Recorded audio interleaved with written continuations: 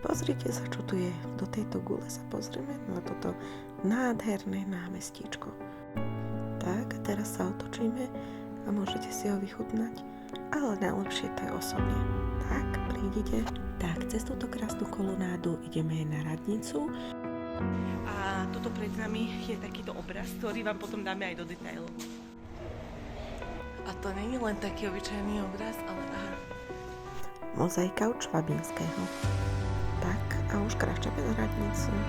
Tretie poschodie, nádherný výhľad, obradná miestnosť a jedna zaujímavosť.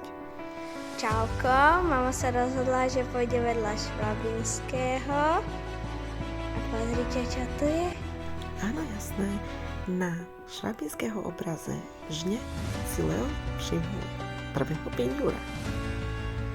A tu už odchádzame z takej pologalérie z radnice. Čaute.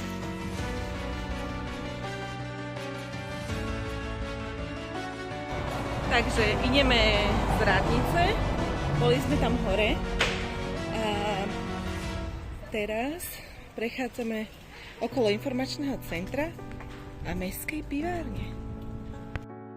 Ešte jeden pohľad na námestíčko, kde sme našli ČSOBčku. Je to Rigrovo námestí.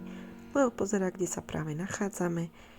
Tuto ešte nejaké šipočky a jedeme o dom dále.